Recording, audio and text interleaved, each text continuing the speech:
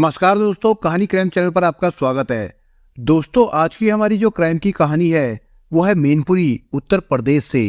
तो चलिए दोस्तों, शुरू करते हैं क्राइम की इस सच्ची कहानी को। उत्तर प्रदेश के जिला मैनपुरी के रहने वाले शिवराज सिंह और देशराज सिंह में काफी प्यार था।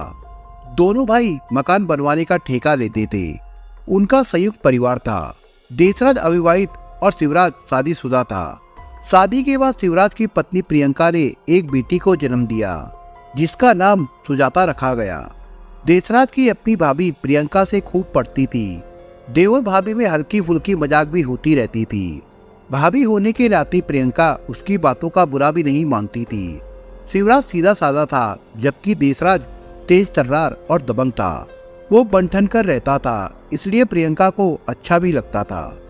प्रियंका को जब कभी बाजार या कहीं और जाना होता तो वो अपने साथ देशराज को ही ले जाती थी। देवर भाभी के इस तरह साथ रहने से कभी कभी शिवराज को शक होता तो मजाकिया लहजे में वो कह देती, बड़े ईर्ष्यालु हो तुम, छोटे भाई की खुशी बर्दाश्त नहीं होती। अरे जैसे वो तुम्हारा छोटा भाई है वैसे ही वो मेरा भी छोटा भाई है। शिवराज सोचता कि शायद प्रियंका सही कह रही है। उसे क्या पता था कि उसका ये विश्वास आगे चलकर कोई बड़ी मुसीबत बन जाएगा। देशराज का भाभी के प्रति झुकाव दिनों दिन बढ़ता जा रहा था। इस बात को प्रियंका महसूस कर रही थी।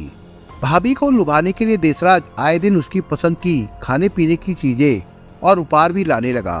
प्रियंका ने मना किया तो देशराज ने हंसते हुए जवाब दिया, भाभी ये तो मामूली बातें हैं, मैं तो आपके लिए कुछ भी कर सकता हूँ, किसी दिन कहकर तो देखो। इस पर प्रियंका ने उसे चौंक कर देखा। तभी देशराज ने ठंडी आहें भरते हुए कहा, भाभी क्या कहूँ, तुम तो मेरी ओर ध्यान ही नहीं देती हो। अरे मेरे ऊपर तुम ये कैसा इल्जाम लगा रहे हो? देखो मैं तुम्हें खाना बनाकर देती हूँ, तुम्हारे कपड़े धोती हूँ, अब और क्या चाहिए तुम्हें? देशराज ने प्रियंका के पास आकर उसका हाथ पकड़ लिया। उसके द्वारा अकेले में हाथ पकड़ने से प्रियंका सिहर उठी। वो अपना हाथ छुड़ाते हुए बोली, ये क्या कर रहे हो, क्या चाहते हो तुम? भाभी तुम्हारी चंचलता और खूबसूरती ने मुझे बेचैन कर रखा है, मैं तुम्हारे करीब आना चाहता हूँ। देखो देशराज, अब तुम जाओ, मुझे घर के और भी काम करने हैं। मैं जा तो रहा हूँ, लेकिन सीधे सीधे पूछना चाहता हूँ कि तुम मुझसे प्यार करती हो या नहीं। देशराज वहां से चला तो गया, लेकिन उसकी बातें और एहसासों ने प्रियंका को सोचने के लिए मजबूर कर दिया। देशराज ने भी जज्बातों में आकर प्रियंका को अपने प्यार का एहसास करा दिया था, लेकिन बाद में उसे इस बात का डर लग रहा था कि कहीं भाभी ये बात भैया से ना कह दे। रात को प्रियंका और देशराज अपने अपने कमरे में सोने के लिए चले गए, लेकिन दोनों की ही आंखों में नींद नहीं थी। देशराज को डर सता रहा था तो प्रियंका के दिमाग में देवर की कही बातें घूम रही थी। लेटे ही लेटे वो पति की तुलना देवर से करने लगी। उसका पति शिवराज काम से थका मांदा घर लौटता और खाना खाकर जल्दी सो जाता था। उसकी तरफ अब वो पहले की तरह ध्यान नहीं दे रहा था। अक्सर भाभी से चुगलबाजी करने वाला देशराज अगले दिन उससे नजरें नहीं मिला पा रहा था। इस बात को प्रियंका महसूस भी कर रही थी। शिवराज के जाने के बाद देशराज भी जाने लगा तो प्रियंका ने कहा, तुम रुको देशराज, आज मेरी तबीयत कुछ ठीक नहीं है, तुम मेरे साथ डॉक्टर के यहाँ चलना। भाभी आज मुझे भी जल्दी जाना है, इसलिए तुम अकेली ही चली जाओ। कहकर देशराज जब घर से निकलने लगा तो प्रियंका उसका हाथ पकड़कर कमरे में ले गई। देशराज डर रहा था कि भाभी अकेले में अब उसे डांटेंगी। उसने अपना चेहरा नीचे कर रखा था। प्रियंका बोली, कल तुम बड़ी बड़ी बातें कर रहे थे, लेकिन तुम तो बहुत डरपोक निकले। प्यार करने वाले अंजाम की चिंता नहीं करते हैं। ये सुनकर देशराज का डर थोड़ा कम हुआ। वो अचंभे से भाभी की तरफ देखने लगा। प्रियंका आगे बोली, देशराज, तुम्हारी बातों ने मेरे ऊपर ऐसा असर किया है कि रात भर मैं तुम्हारे ही ख्यालों में बेचैन रही। मुझे भी तुमसे प्यार हो गया है, लेकिन मेरे सामने एक समस्या है। मैं शादीशुदा हूँ, इसलिए इस बात से डर रही हूँ कि अगर तुम्हारे भैया को पता चल गया तो क्या होगा। वो तो मुझे घर से ही निकाल देंगे। भाभी मैं हूं ना, मेरे होते हुए तुम्हें कोई कुछ नहीं कह सकता।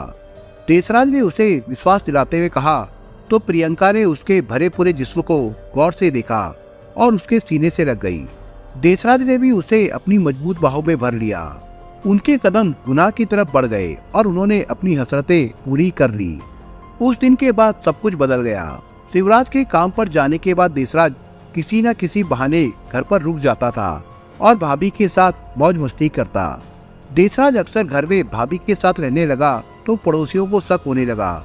सब सोचने लगे कि दाल में कुछ काला जरूर है। गलत काम की खबरें जल्दी फैलती है, इसलिए मोहल्ले भर में ये खबर फैल गई कि प्रियंका का अपने देवर के साथ चक्कर चल रहा है। मगर शिवराज को इस बात की भनक तक नहीं लगी, वो तो कमाई में ही लगा रहा। एक दिन एक शुभचिंतक ने शिवराज से कहा, शिवराज, तुम कभी अपने घर की तरफ भी ध्यान दे दिया करो। तुम्हें पता नहीं कि तुम्हारे घर में क्या चल रहा है। अब बेहतर यही होगा कि तुम देसराज की शादी कर दो। ये सुनकर शिवराज सन्न रह गया। वो अपने भाई को सीधा साधा समझता था और तो और देसराज उसके सामने ऊंची आवाज में बात तक नहीं करता था। एक बार तो उसे भाई के बारे में कही बात पर विश्वास नहीं हुआ। वो घर पहुंचा तो देसराज घर पर ही मिला। छूटते ही उसने कहा, दिन भर घर में चारपाई तोड़ना अच्छा लगता है क्या? कल से मेरे साथ ही काम पर चलना। 4 पैसे कमाएगा तो तेरी शादी में ही काम आएंगे। मैं तेरी शादी जल्दी ही कराना चाहता हूँ। पति के मुंह से देवर की शादी की बात सुनकर प्रियंका को कुछ खटका सा हुआ, लेकिन वो बोली कुछ नहीं। उधर शिवराज ने पत्नी से कुछ कहने के बजाय वो उस पर नजर रखने लगा। प्रियंका को इस बात का एहसास हो गया तो उसने भी देवर से मिलने में एहतियात बरतनी शुरू कर दी। रात को पति के सो जाने के बाद वो देसराज के पास आ जाती और मौज मस्ती करती। देसराज अपनी सारी कमाई प्रियंका के हाथ पर ही रखता था। शिवराज भाई के लिए अच्छा रिश्ता देखने लगा। एक दिन प्रियंका ने देसराज से कहा, जल्दी ही तुम्हारी शादी हो जाएगी, तब तुम मुझे भूल जाओगे। ये कैसी बातें कर रही हो भाभी? मेरी शादी भले ही हो जाए, लेकिन तुमसे मैं वादा करता हूँ कि मैं हमेशा तुम्हारा ही रहूंगा। उसी बीच देसराज की शादी के लिए जिला मैनपुरी के गांव चितायन से एक रिश्ता आया। चितायन के रहने वाले राम अवतार ने अपनी सबसे छोटी बेटी राजकुमारी की शादी देसराज से करने की बात शिवराज से की। राजकुमारी हाई स्कूल पास कर चुकी थी। शिवराज को रिश्ता पसंद आया और दोनों तरफ से बात होने के बाद निश्चित तिथि पर राजकुमारी और देसराज की शादी हो गई। ये वर्ष 2007 की बात है। शादी के बाद राजकुमारी ससुराल आ गई, लेकिन सुहाग रात को खुशी की बजाय उसकी आंखों से आंसू ही बहे। हुआ ये कि सुहाग की स्टेज पर बैठी राजकुमारी पति के कमरे में आने का इंतजार करती रही, लेकिन देसराज अपनी नई नवेली दुल्हन के पास नहीं पहुंचा। सुबह 4-5 बजे राजकुमारी की नींद टूटी तो भी उसे कमरे में पति दिखाई नहीं दिया। उसी दौरान उसे जेठानी के कमरे से पति और जेठानी की हंसी ठिठोले की आवाज सुनाई दी। राजकुमारी भी कोई नादान नहीं थी। वो समझ गई कि पति का भाभी के साथ चक्कर है, तभी तो सुहाग रात को भी पत्नी के बजाय वो भाभी के साथ मौज मस्ती कर रहा है। थोड़ी देर बाद देसराज जब अपने कमरे में पहुंचा तो उसने पत्नी को रोते हुए देखा। वो बोला, तुम तो रो रही हो, क्या हुआ? तुम ये बताओ कि रात भर कहाँ थे? राजकुमारी ने पूछा। मैं यही भाभी से बातें कर रहा था। जब मैं कमरे में आया तो तुम सो रही थी। मैंने सोचा कि तुम थक गई होगी, इसलिए जगाया नहीं, कहकर देसराज ने तौलिया उठाया और गुस्लखाने में घुस गया। राजकुमारी को पति का रवैया कुछ अजीब सा लगा। वो पति से बहस करके बात को बढ़ाना नहीं चाहती थी, इसलिए उसने खुद को समझाया और मन को शांत किया। दिन धीरे धीरे गुजरा। घर पर जो नजदीकी मेहमान थे वो भी घर से विदा हो गए। शाम का खाना खाकर राजकुमारी अपने कमरे में थी, तभी प्रियंका और देसराज भी वहां पहुंच गए। प्रियंका देर तक राजकुमारी के पास बैठी रही। आखिर तंग आकर राजकुमारी ने कहा, भाभी मुझे नींद आ रही है। राजकुमारी 4 दिनों तक ससुराल में रही। इन 4 दिनों में उसने महसूस किया कि कहीं कुछ गड़बड़ जरूर है। फिर उसके पिता उसे विदा करा कर ले गए। मायके आने पर उसने माँ को जब सारी बात बताई तो माँ ने कहा, बेटा तुझे कुछ वहम हो गया है। देवर भाभी में प्यार होना कोई हैरानी की बात नहीं है। तू एक समझदार और पढ़ी लिखी लड़की है, अपने परिवार को बिखरने ना देना। कुछ दिनों के बाद वो पति के साथ फिर ससुराल आ गई। इस बार उसने तय किया कि वो सच्चाई का पता लगाकर रहेगी, इसलिए उसने पति और जेठानी पर नजर रखनी शुरू कर दी। काम से आने के बाद देसराज सीधा भाभी के कमरे में जाता और सारी कमाई उसके हाथ पर रख देता था। राजकुमारी को ये सब अच्छा नहीं लगा। उसने पति से कहा, तुम्हारी कमाई पर मेरा हक है, किसी और का नहीं। अब जो भी कमा कर लाओगे मुझे देना, किसी और को नहीं। प्रियंका ने देवरानी की ये बात सुन ली थी, लेकिन कुछ कहने की हिम्मत नहीं हुई। लेकिन भाभी क्या सोचेंगी? देसराज ने कहा, वो जो भी सोचती है सोचती रहे। हमारा परिवार बढ़ेगा, खर्चा बढ़ेंगे तो हम किससे मांगेंगे? प्रियंका समझ गई कि राजकुमारी तेज दिमाग की है, उसके सामने उसकी दाल अब नहीं गलेगी।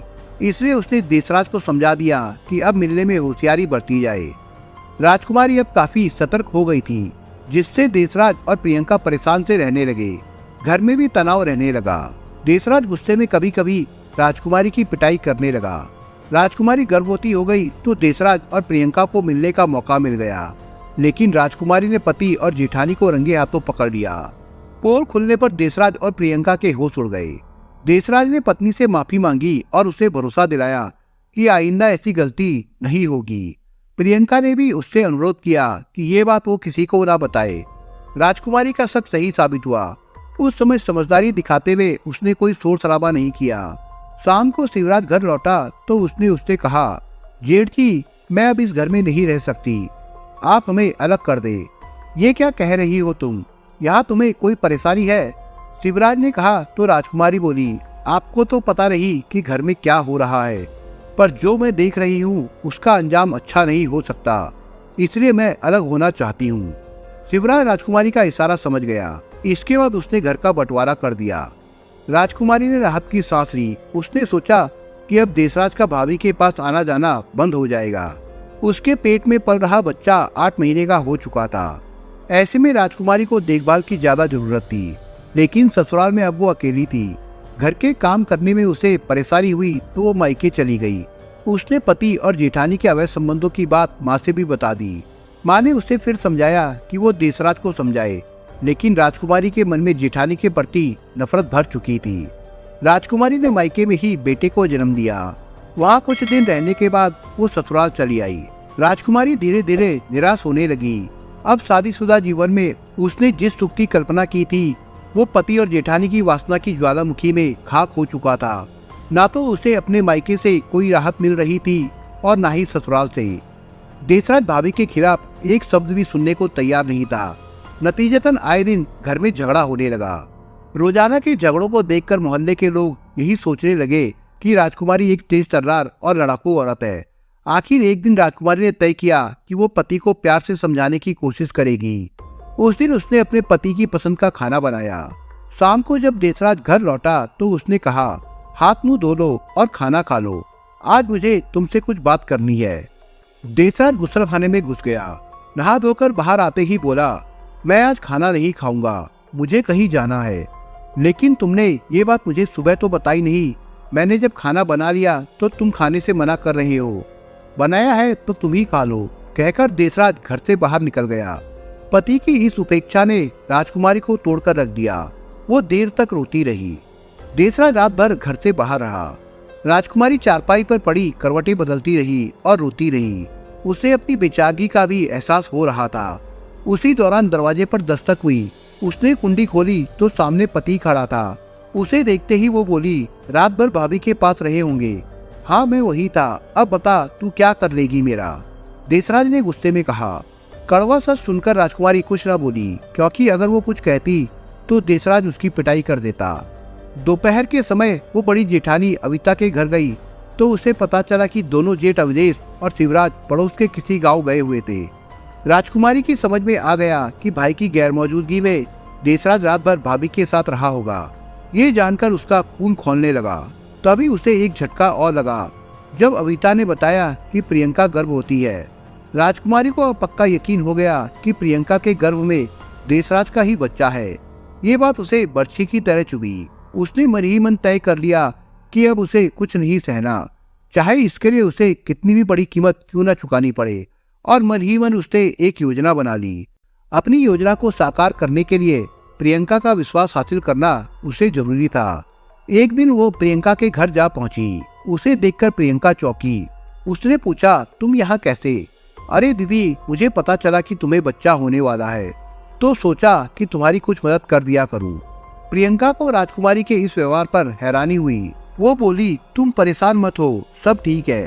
तुम मेरी छोटी बहन की तरह हो। मैं तो पहले ही कहती थी कि तुम्हें गुस्सा नहीं करना चाहिए। हाँ दीदी, मैं ही गलत थी, बेकार ही अलग हो गई। हम साथ साथ रहते तो अच्छा होता। खैर, अब अलग तो हो ही गए हैं, पर आपस में मिलजुल कर रहने में हर्ज ही क्या है, कहकर राजकुमारी ने खूनी नजरों से प्रियंका को देखा। राजकुमारी वहां थोड़ी देर बैठकर चली गई। 10 जुलाई 2013 को गांव में एक दुखद घटना हो गई। अवधेश और शिवराज वहीं गए हुए थे। देशराज काम पर गया हुआ था। उसी समय राजकुमारी प्रियंका के घर गई और बातों ही बातों में वो उसे अपने घर बुला लाई। वो प्रियंका से बातें करने लगी। प्रियंका राजकुमारी के मन से अनजान थी। उसे मौत की दस्तक भी सुनाई नहीं दी। बातें करते करते उसने पास रखी कुल्हाड़ी उठाई और प्रियंका के सिर पर दे मारी। सिर पर कुल्हाड़ी का वार होते ही प्रियंका लुढ़क गई। सिर से खून का फुवारा फूट पड़ा। कुछ देर तड़पने के बाद प्रियंका का शरीर शांत हो गया। राजकुमारी को जब विश्वास हो गया कि वो मर चुकी है तो उसे तसल्ली हुई। फिर सारे कमरे को लीपकर खून के निशान उसने मिटा दिए। शाम के समय देशराज घर लौटा तो उसने कहा, बेटा ऊपर है, उसे जगाओ, मैं खाना वहीं लाती हूँ। देशराज चुपचाप ऊपर चला गया। राजकुमारी ने वहीं खाना लेकर पहुंच गई। खाना खाने के बाद वो सोने की तैयारी करने लगा। तभी शिवराज ने आवाज दी। राजकुमारी ने दरवाजा खोला। शिवराज ने पूछा, यहाँ प्रियंका आई है क्या? नहीं, वो तो शाम को थैले में कपड़े डालकर कहीं जा रही थी। राजकुमारी की बात सुनकर शिवराज परेशान हो गया कि बेटी को घर में छोड़कर वो कहाँ चली गई। ऐसे तो कहीं नहीं जाती थी। उसने उसी समय अपनी ससुराल फोन किया। पता चला कि वो वहां भी नहीं पहुंची थी। रात में कुछ नहीं हो सकता, ये सोचकर शिवराज घर चला गया। पूरी रात उसने चिंता में काटी, लेकिन सुबह उठते ही गांव में हो हल्ला हो गया। शिवराज के घर से कुछ दूरी पर गड्ढे में एक औरत के पैर दिखाई दे रहे थे। शिवराज का दिल धड़कने लगा, कहीं प्रियंका तो नहीं। देशराज भी वहां पहुंचा। तब तक किसी ने पुलिस को फोन कर दिया था। कुछ ही देर में थाना किसनी के थाना प्रभारी भूपेंद्र शर्मा पुलिस टीम के साथ वहां पहुंचे। कुछ ही देर में पुलिस क्षेत्राधिकारी रामानंद कुशवाहा भी वहां पहुंच गए। पुलिस के आदेश पर गड्ढे की मिट्टी हटाई गई तो प्रियंका का शव निकला। बीवी का शव देखकर शिवराज दहाड़े मारकर रोने लगा और देशराज डरा सहमा एक और जा खड़ा हुआ। देशराज ने कुछ सोचा और घर की तरफ गया, लेकिन घर से राजकुमारी गायब थी। अब उसकी समझ में सब कुछ आ गया था। वो वापस शिवराज के पास आया और उसे बताया कि राजकुमारी गायब है। पुलिस ने शिवराज से पूछताछ की तो उसने बताया कि उसकी पत्नी की हत्या उसके छोटे भाई की पत्नी राजकुमारी ने की है और वो फरार हो गई है। पुलिस देशराज के घर पहुंची। वहां ताला लगा हुआ था। वहां खून के निशान साफ दिखाई दे रहे थे। शव की शिनाख्त हो चुकी थी। पुलिस ने आवश्यक कार्रवाई करके शव को पोस्टमार्टम के लिए भेज दिया। दोनों भाइयों को पुलिस पूछताछ के लिए थाने ले आई। इस बीच प्रियंका का पिता वीरेंद्र भी थाने आ पहुंचा। उसने धारा 302, 316 और 201 के तहत राजकुमारी के खिलाफ रिपोर्ट दर्ज करा दी। पुलिस ने तफ्तीश की तो पता चला कि देशराज और प्रियंका के बीच लंबे समय से अवैध संबंध थे, लेकिन ये बात गले नहीं उतर रही थी कि अकेली औरत हत्या करके प्रियंका को गड्ढे तक कैसे ले आई और उसने अकेले ही उसे कैसे दफना दिया। पुलिस की एक टीम राजकुमारी की तलाश में उसके मायके के लिए रवाना हो गई, लेकिन राजकुमारी रास्ते में ही मिल गई तो पुलिस उसे गिरफ्तार करके थाने ले आई। पूछताछ के दौरान राजकुमारी ने कबूल किया कि प्रियंका की हत्या उसने ही की थी। प्रियंका ने उसके वैवाहिक जीवन को उजाड़ कर रख दिया था। इसी मजबूरी के चलते उसने इस खतरनाक योजना को अंजाम दिया। पोस्टमार्टम रिपोर्ट में पता चला कि प्रियंका 7 माह की गर्भवती थी। पूछताछ के बाद पुलिस ने राजकुमारी को न्यायालय में पेश किया, जहां से उसे जेल भेज दिया गया था। दोस्तों, इस कहानी के बारे में आपके विचार क्या है, हमें कमेंट बॉक्स में जरूर बताएं। और दोस्तों, अगर आपको हमारा काम पसंद आया हो तो वीडियो को लाइक शेयर जरूर करिए। और अगर आपने अभी तक चैनल को सब्सक्राइब नहीं किया हो तो जाने से पहले चैनल को सब्सक्राइब जरूर करिए दोस्तों। धन्यवाद।